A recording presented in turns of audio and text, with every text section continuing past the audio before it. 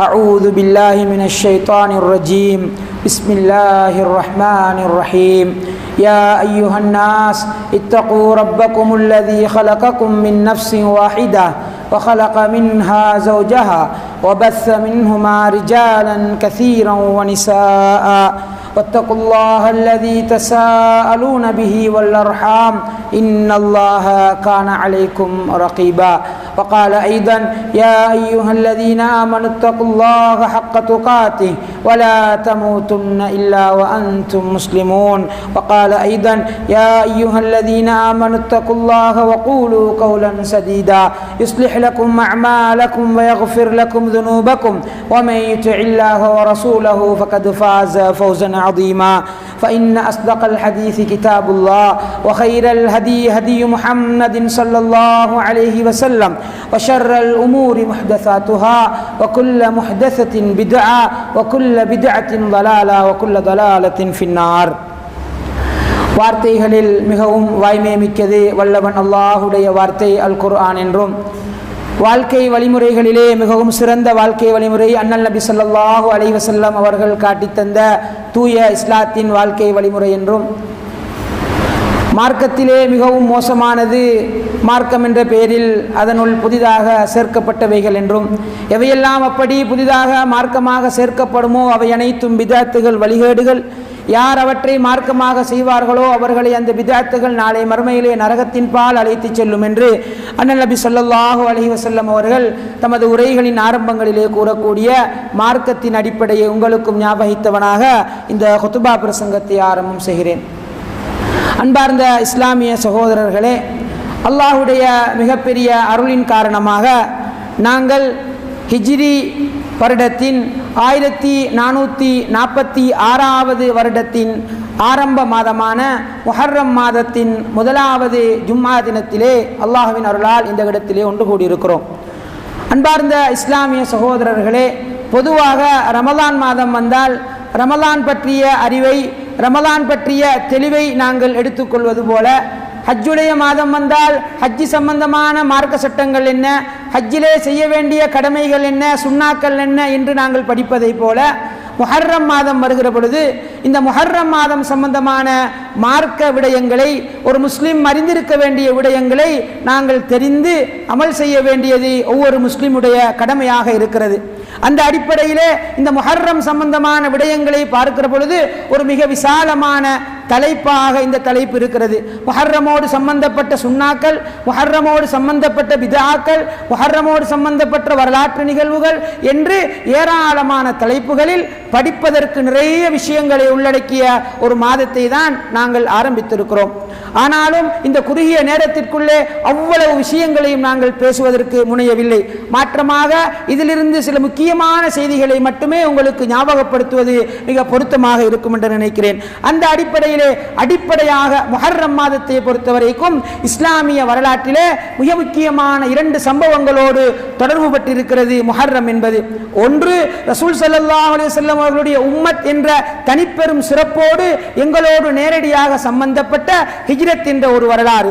இன்னொன்று, முஸ்லிம் சமூகமாக இறைவனின் அடியார் என்ற அடிப்படையிலே நபி மூசா அலைஹிஸ்ஸலாம் அவர்களும் ஃபிரௌனுக்கும் இடையிலே நடைபெற்ற போட்டியிலே அல்லாஹ் தஆலா தான் யார் என்பதை ஃபிரௌனுக்கு காட்டி மூசா அலைஹிஸ்ஸலாத்துக்கு மிகப்பெரிய வெற்றியை கொடுத்த அந்த சம்பவம் நடைபெற்ற மாதமாக இஸ்லாம் நமக்கு முஹர்ரம் மாதத்தை அடையாளப்படுத்தி காட்டுகிறது.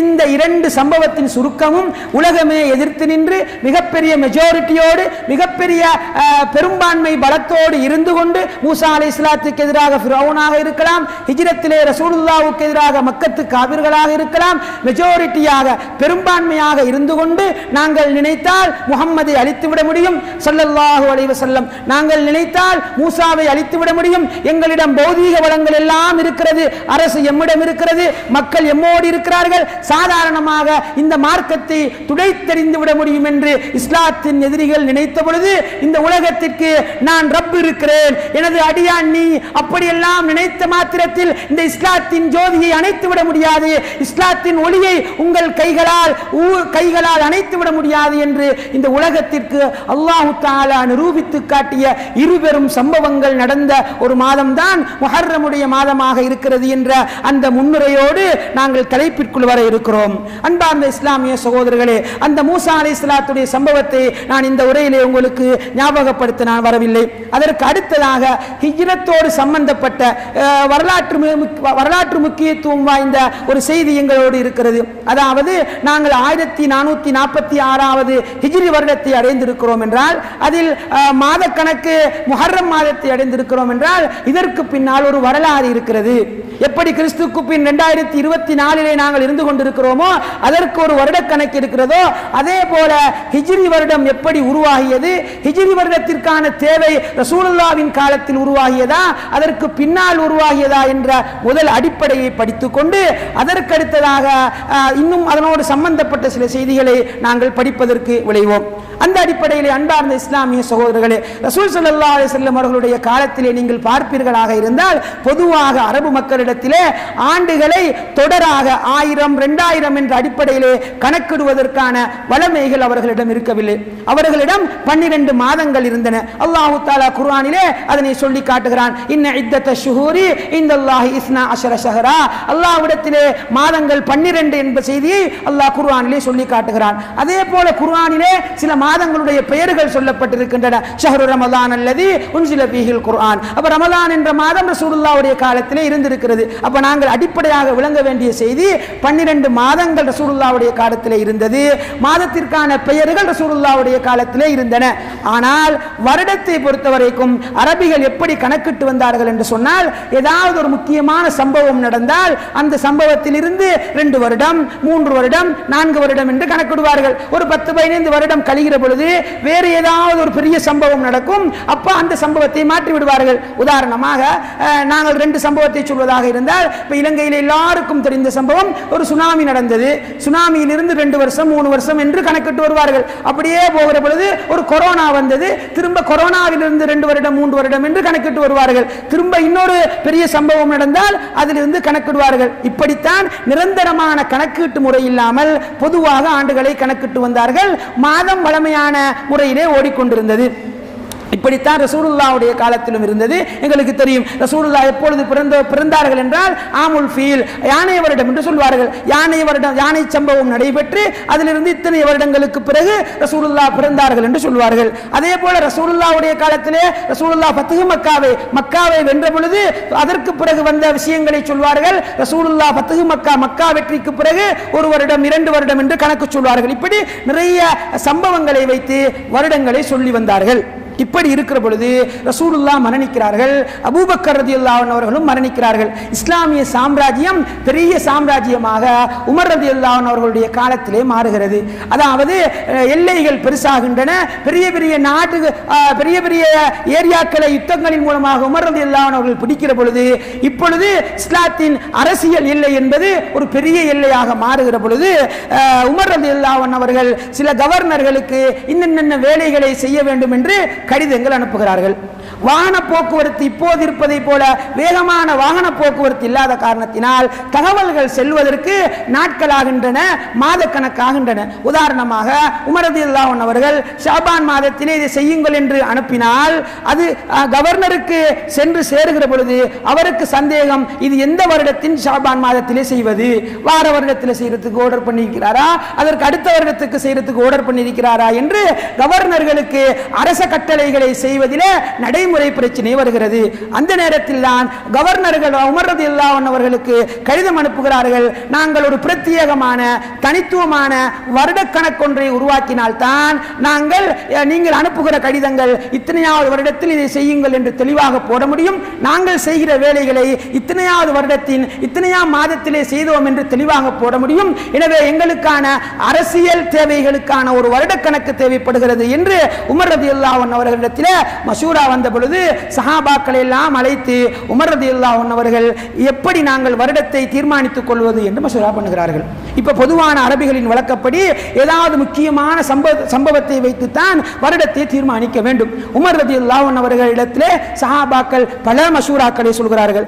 இஸ்லாத்திலே மிக முக்கியமானது ரசூலுல்லாஹ்வின் பிறப்பு, அதை வைத்து வருடத்தை உருவாக்குவோம் என்று ஒரு சாரார் சொல்கிறார்கள். இன்னொரு கூட்டம் சொல்கிறார்கள், இல்லை, எங்களுக்கு இஸ்லாத்தின் நபித்துவம் தான் மிக முக்கியமானது, ரசூலுல்லாஹ்வுக்கு நபித்துவம் கிடைத்த ஆண்டிலிருந்து நாங்கள் வருடக்கணக்கை கொண்டு வருவோம் என்று இன்னொரு சாரார் சொல்கிறார்கள். இன்னொரு கூட்டம் சொல்கிறார்கள், இல்லை, இஸ்லாமிய வரலாற்றிலே மிக முக்கியமான நாள் ரசூலுல்லாஹ் மரணித்த நாள், ரசூலுல்லாஹ்வுடைய மௌத்தை மையமாக வைத்து நாங்கள் வருடக்கணக்கை கொண்டு வருவோம் என்று இன்னொரு சாரார் சொல்கிறார்கள். அப்படி சொல்கிற இன்னொரு சாராருடைய கருத்து தான் இது. மூன்று கருத்தோடு சேர்த்து நான்காவது கருத்தாக இன்னொரு குரூப் சொல்கிறார்கள், நாங்கள் இஸ்லாமிய வரலாற்றிலே மிகப்பெரிய வித்தியாசத்தை ஏற்படுத்திய ஒரு சம்பவம் தான் ஹிஜ்ரத்துடைய சம்பவம். எனவே ரசூலுல்லாஹ் ஹிஜ்ரத் போன அந்த சம்பவத்தை மையமாக வைத்து நாங்கள் வருடக்கணக்கை தீர்மானிப்போம் என்று மஷூரா நடைபெற்றுக் கொண்டிருக்கிற பொழுது உமர் ரலியல்லாஹு அன்ஹு அவர்கள் அந்த சபையின் தலைவராக நின்று ஒரு முடிவை எடுக்கிறார்கள். நாங்கள் ஹிஜ்ரத்தை மையமாக வைத்து இஸ்லாமிய ஆண்டு கணக்கை, அதாவது எங்களுடைய அந்த அரசியல் தேவைகளுக்கான எங்களுடைய விஷயங்களுக்கான ஆண்டு கணக்கை நாங்கள் உருவாக்குவோம் ஹிஜ்ரத்தை மையமாக வைத்து என்று உமர் ரலியல்லாஹு அன்ஹு உருவாக்குகிற பொழுது அப்பொழுது 17 அல்லது 18வது ஹிஜ்ரி ஆண்டாக இருக்கிறது. அதாவது ஹிஜ்ரத் சம்பவம் நடைபெற்று 17 வருடங்களுக்கு பிறகுதான் இந்த வருடக்கணக்கு உருவாகிறது.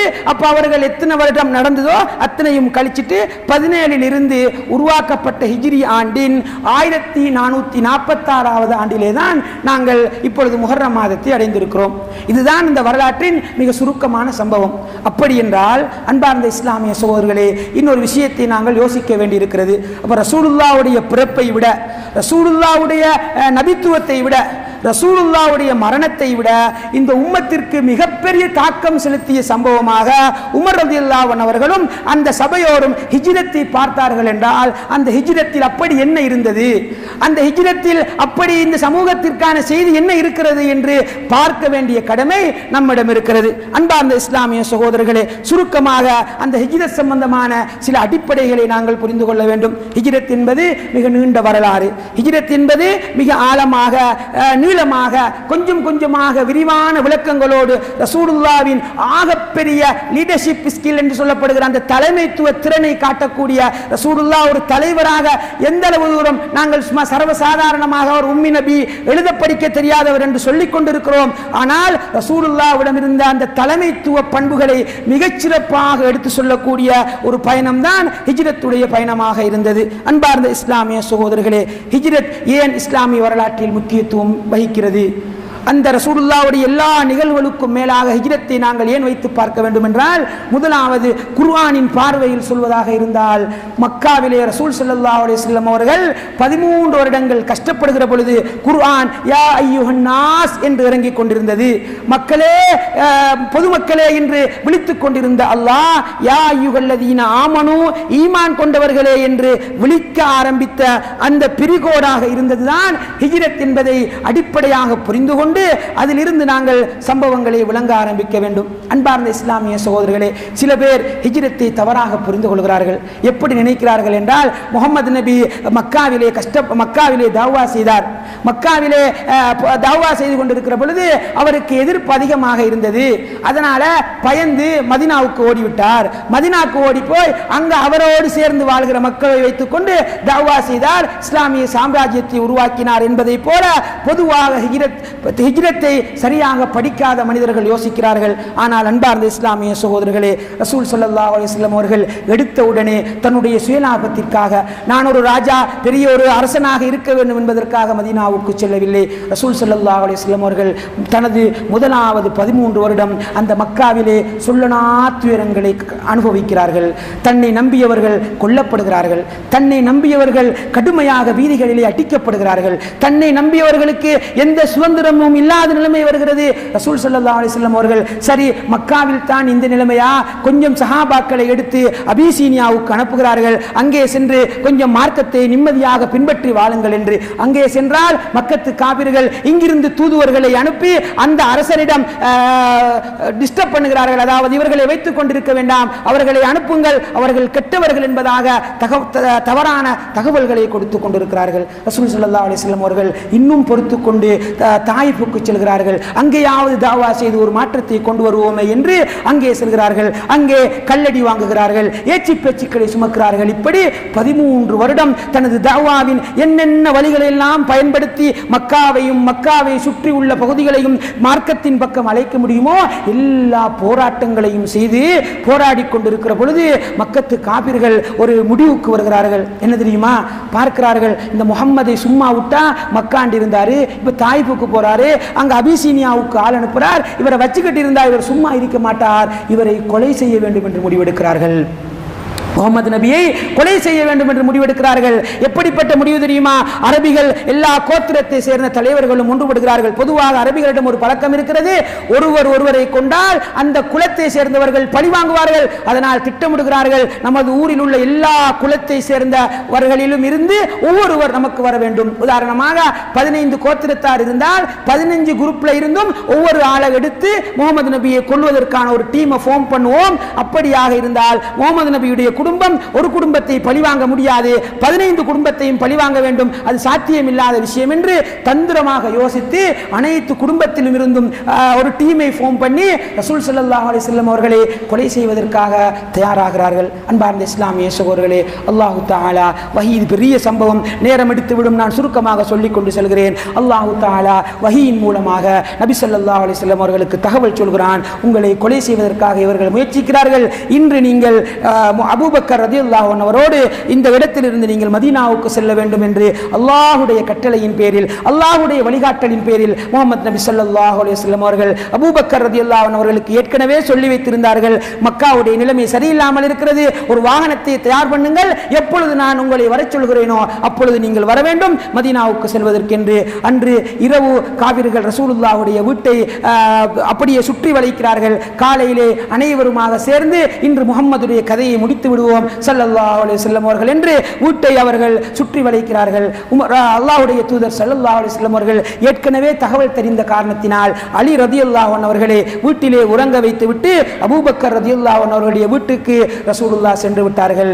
இவர்கள் இரவு முழுக்க பார்க்கிறார்கள், யாரோ ஒருவர் தூங்கிக் கொண்டிருக்கிறார். காலையிலே எழும்பிய உடனே அவரை மொத்தமாக நாங்கள் அனைவரும் சேர்ந்து கொன்று விடுவோம் என்று காலையில் சென்று தூக்கி பார்த்தால் அவர் உமர் ரசூல் ஸல்லல்லாஹு அலைஹி வஸல்லம் அவர்களுக்கு பதிலாக அலி ரலியல்லாஹு அன்ஹு அவர்களை காண்கிறார்கள். உடனே அங்கே கோபம் வருகிறது. அல்லாஹ்வுடைய தூதர் ஸல்லல்லாஹு அலைஹி வஸல்லம் அவர்கள் அந்த இடத்திலிருந்து வெளியாகி விட்டார்கள். அன்பார்ந்த இஸ்லாமிய சகோதரர்களே, அல்லாஹ்வுடைய தூதர் அந்த ஹிஜ்ரத்துடைய பயணத்தை அருமையாக திட்டமிட்டிருந்தார்கள். எப்படி போக வேண்டும், எத்தனை நாளிலே போக வேண்டும். அதற்கு முன்னால் ரசூல் ஸல்லல்லாஹு அலைஹி வஸல்லம் அவர்கள் பைஅத்துல் அகபா என்கிற அகபா உடன்படிக்கையிலே மக்காவில் இருந்து கொண்டே மதீனத்து சஹாபாக்களை அழைத்து சொல்லி இருந்தார்கள், ஒரு நிலைமை வரும், அந்த நிலைமை வந்தால் நான் உங்களை தேடி வருவேன், என்னுடைய சகோதரர்களை என்னுடைய தோழர்களை அழைத்துக் கொண்டு வருவேன், நீங்கள் உதவி செய்ய வேண்டும் என்று அவர்களிடம் வாக்களித்திருந்ததின் அடிப்படையிலே அல்லாஹ்வுடைய தூதர் பயணிக்கிறார்கள். அல்லாஹ்வுடைய தூதர் மிக சமயோசிதமாக மிகவும் அழகாக யோசித்து வளமையான மக்காவிலிருந்து மதீனாவுக்கு செல்கிற பாதையில் செல்லாமல்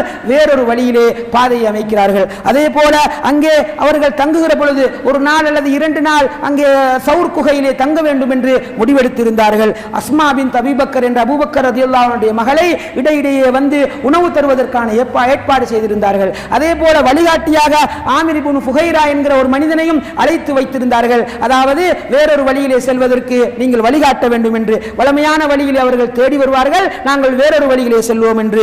அதே போல அப்துல்லாஹ் இப்னு அபூபக்கர் என்கிற அபூபக்கர் ரலியல்லாஹு அன்ஹுடைய மகனை நியமித்திருந்தார்கள். நீங்கள் தகவல் தர வேண்டும், அதாவது மக்காவில் என்ன நடக்கிறது, அவர்கள் என்ன பிளான் பண்ணுகிறார்கள், எப்படி எங்களை பிடிக்க தேடி வருகிறார்கள் என்கிற தகவலை எல்லாம் நீங்கள் தர வேண்டும் என்று ஒருவரை நியமித்திருந்தார்கள். அப்படி ரசூல் ஸல்லல்லாஹு அலைஹி வஸல்லம் அவர்கள் பல ஏற்பாட்டோடு அந்த பயணத்தை மேற்கொள்கிறார்கள். இப்போ காலையில போய் ரசூலுல்லாஹ்வுடைய வீட்டை பார்த்தால் அலி ரலியல்லாஹு அன்ஹு அவர்கள் இருப்பதை கண்ட மக்கத்து காபிர்கள் கொதித்து போகிறார்கள். முஹம்மத் தப்பிவிட்டார், முஹம்மதை கொல்ல வேண்டும் என்ற வெறியில் வந்தவர்களுக்கு ரசூலுல்லாஹ் இல்லாதது மிகப்பெரிய தோல்வியாக மாறுகிறது. உடனே அறிவிக்கிறார்கள், யார் முஹம்மதை பிடித்து வருகிறாரோ அவருக்கு 1000 ஒட்டகங்கள் சன்மானமாக வழங்கப்படும். அந்த காலத்தில் இருந்த மிகப்பெரிய மிகப்பெரிய வாகனமாக கருதப்பட்ட ஒட்டகத்தை அறிவிக்கிறார்கள். எங்களுடைய மொழியிலே சொல்வதாக இருந்தால் ஒரு 1000 கார் என்று வைத்துக் கொள்ளலாம், அல்லது அதைவிட பெருமதி குறைந்ததாக சொன்னால் கூட ஒரு 1000 மோட்டார் பைக் பரிசாக தரப்படும் என்று சொல்வதை மன்னிக்கவும், 1000 அல்ல 100 என்கிற தகவலை அவர்கள் சொல்கிறார்கள். 100 ஒட்டகங்கள் வழங்கப்படும் என்ற தகவலின் அடிப்படையில் அவர்கள் விரட்டி செல்கிறார்கள். இந்த தகவலை கேட்டவுடனே அங்குள்ள எல்லோருக்கும் ஆசை பிறக்கிறது. அந்த பரிசை நான் பெற வேண்டும், அந்த பரிசை நான் பெற வேண்டும் என்று பெரிய ஒரு கூட்டம் படை திரண்டு ரசூல் ஸல்லல்லாஹு அலைஹி வஸல்லம் அவர்களை தேடிச் செல்கிறது.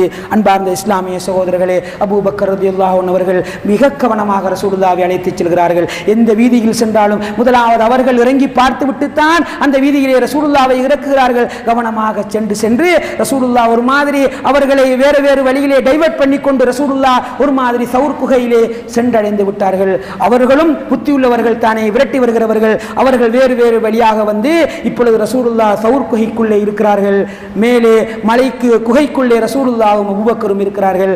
மேலே அந்த படை தேடிக்கொண்டிருக்கிறது. அவர்களுடைய காலடி ஓசைகள் கேட்டுக்கொண்டிருக்கின்றன. அபூபக்கர் ரலியல்லாஹு அன்ஹு அவர்கள் எவ்வளவுதான் ஈமான்தாரியாக இருந்தாலும், எவ்வளவுதான் இறை நம்பிக்கையுடையவராக இருந்தாலும் மனிதர் என்ற அடிப்படையிலே கொஞ்சம் பயப்படுகிறார்கள், கொஞ்சம் அசந்து போகிறார்கள். யா ரசூலுல்லாஹ், இதோ மேலே அவர்களுடைய கால் தடங்கள் தெரிகின்றன, மேலே அவர்கள் நடமாடிக்கொண்டிருக்கிறார்கள். அந்த மேல் நடமாடிக்கொண்டிருக்கிறவர்களில் ஒருவர் காலை கொஞ்சம் அப்படியே கீழே குனிந்து பார்ப்பாராக இருந்தால், தனது காலுக்கு கீழால் பார்ப்பாராக இருந்தால் எங்களை கண்டுகொள்வார் யா ரசூலுல்லாஹ், எங்களுடைய நிலைமை முடிந்துவிடும் யா ரசூலுல்லாஹ் என்று சொன்ன பொழுது அல்லாஹ்வுடைய தூதர் அதுவரை ஓடி வந்த ரசூலுல்லாஹ், அதுவரை தனது ஈமானை அடக்கி வைத்துக் கொண்டு உலகத்தின் யதார்த்தமாக கஷ்டப்பட்டு திட்டமிட்டு பயணித்த ரசூலுல்லாஹ் அந்த இடத்திலே அபூபக்கர் ரலியல்லாஹு அன்ஹு அவர்களுக்கு மிகப்பெரிய தைரியத்தை கொடுக்கிறார்கள். ஒரு ஈமான்தாரி அசரக்கூடிய இடத்திலே நபியாக நின்று ஒரு ஆன்மீக பலத்தை கொடுக்கிறார்கள். ரசூலுல்லாஹ் கேட்கிறார்கள், மா லன்னுக பிஸ்னைனி யா அபூபக்கர், அபூபக்கரே, நாங்கள் இருவர் இருக்கிறோம் என்று நினைத்துக் கொண்டிருக்கிறீர்களா? நம்ம 2 பேர் இந்த இடத்தில் இருக்கிறோம் என்று நினைத்துக் கொண்டிருக்கிறீர்களா? அல்லாஹு சாலிசுஹுமா, மூன்றாவதாக அல்லாஹ் இருக்கிறான். அல்லாஹ் அந்த வசனத்தை குர்ஆனிலே சொல்லி காட்டுகிறான். இல்லா தன்சுருஹு ஃபகத் நஸரஹுல்லாஹ், நீங்கள் யாரும் ரசூலுல்லாஹ்வுக்கு உதவவில்லை, அல்லாஹ் உதவினான். அந்த இடத்திலே இருவரும் இருந்து பயந்து கொண்டிருக்கிற பொழுது அந்த மனிதர் சொன்னார், அபூபக்கர் ரலியல்லாஹு அன்ஹு அவர்கள் அகப்பட்டுக் கொண்டோம் என்று பயந்து நடுங்கிய பொழுது அல்லாஹ்வுடைய தூதர் சொன்னார்கள், லா தஹ்சன் இன்னல்லாஹ மஅனா, லா தஹ்சன் இன்னல்லாஹ மஅனா, கவலைப்படாதீங்க அபூபக்கர், அல்லாஹ் நம்மோடு இருக்கிறான். இதுதான் இந்த ஹிஜ்ரத்தின் மிகப்பெரிய செய்தி.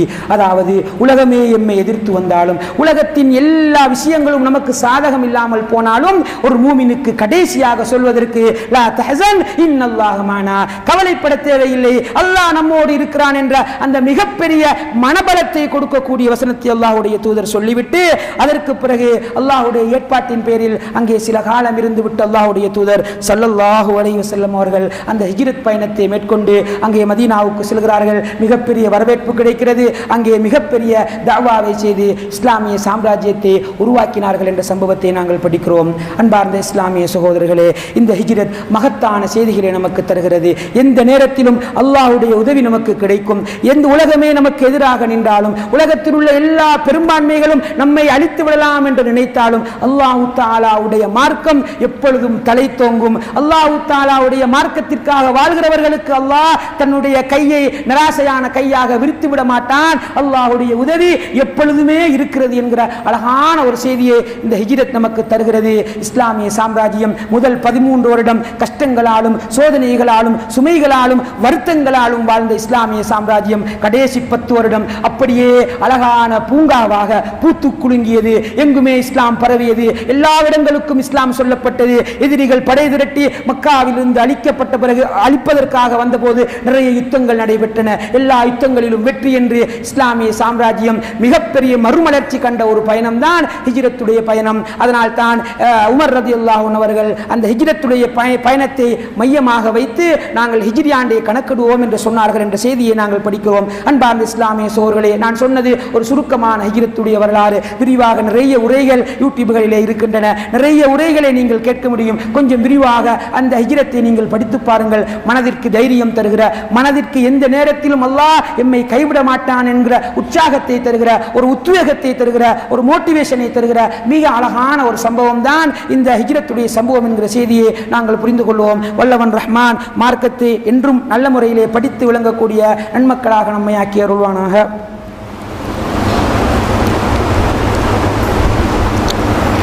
அல்ஹம்துலில்லாஹ் வஸ்ஸலாத்து வஸ்ஸலாமு அலா ரசூலில்லாஹ் முஹம்மது இப்னு அப்துல்லாஹ் வ அலா ஆலிஹி வ ஸஹ்பிஹி அஜ்மஈன். அம்மா பஅத். அன்பார்ந்த இஸ்லாமிய சகோதரர்களே, நாங்கள் முதலாவது ஹுத்பாவிலே அடிப்படையாக எப்படி ஒரு ஹிஜ்ரி ஆண்டு கணக்கு உருவாகியது என்பதையும், அந்த ஹிஜ்ரி ஆண்டு கணக்கு உருவாவதற்கு அடிப்படையாக இருந்த அந்த ஹிஜ்ரத்துடைய வரலாற்றின் மிக சுருக்கமான பகுதியையும் நாங்கள் படித்தோம். இதற்கு அடுத்ததாக அன்பார்ந்த இஸ்லாமிய சகோதரர்களே, இன்னும் ஒரே ஒரு செய்தியை மட்டும் சொல்லி இந்த ஹுத்பாவை முடித்துக் கொள்கிறேன். அதுதான் அல்லாஹ்வுடைய தூதருடைய அந்த தலைமைத்துவ பண்பாக இருந்த யாரை தனக்கு உதவியாக தெரிவு செய்து கொண்டார்கள் என்ற பகுதி. அல்லாஹ்வுடைய தூதருக்கு மக்காவை சுற்றி நிறைய ஊர்கள் இருந்தன, நிறைய ஊர்களுக்கு சென்றார்கள், தாவாவிலே தோற்றார்கள். ஆனால் எப்பொழுது அந்த மதீனா மக்களை பையத்துல் அகபாவிலே அகபா உடன்படிக்கையிலே சந்தித்தார்களோ அல்லாஹ்வுடைய தூதர் புரிந்து கொண்டார்கள், இவர்களிடம் சென்றால் தாவாவை வளர்க்க முடியும், இவர்களிடம் சென்றால் மார்க்கத்தை உயிர்ப்பிக்க முடியும், இவர்கள் சத்தியத்தை ஆதரிக்கிற மக்கள், சத்தியத்திற்காக உயிரை கொடுக்கிற மக்கள் என்று மதீனா மக்கள் அல்லாஹ்வுடைய தூதர் புரிந்து கொண்டதும் தெரிவு செய்ததும் மிகப்பெரிய ஒரு தலைமைத்துவ திறமையாக இருக்கிறது. இன்று நம் கையில் இஸ்லாம் இருக்கிறது என்றால் முதலாவது அல்லாஹ்வுடைய நாட்டம், இரண்டாவது அல்லாஹ்வுடைய தூதரின் அந்த அழகான தெரிவாக இருக்கிறது. நீங்கள் அன்சாரிகளுக்கும் ரசூலுல்லாவுக்கும் இடையில் உள்ள உறவை படிப்பீர்களாக இருந்தால் அன்சாரிகளை பற்றி மட்டுமே நிறைய மணித்தியாலங்கள் பேசக்கூடிய அளவுக்கு அழகான உறவு ரசூலுல்லாவுக்கும் அன்சாரிகளுக்கும் இருந்தது. அல்லாஹ் அந்த மக்களை தெரிவு செய்தார்கள் அல்லவா, அந்த தெரிவில் மிகப்பெரிய ஒரு ரகசியம் இருக்கிறது. தாவாவுக்கு எப்படி மக்களை தெரிவு செய்வது என்று அன்பார்ந்த இஸ்லாமிய சகோதரர்களே, பையத்துல் அகபாவில் அல்லாஹ்வுடைய தூதருக்கு வாக்களித்தார்கள். தோழர் யா ரசூலல்லாஹ், உங்களுக்கு பிரச்சனை வந்தால் எங்கள் ஊருக்கு வாருங்கள், உங்களுக்கு நாங்கள் இடம் தருவோம் என்று சொன்னார்களே, அது சாதாரணமாக அவர்கள் சொல்லவில்லை.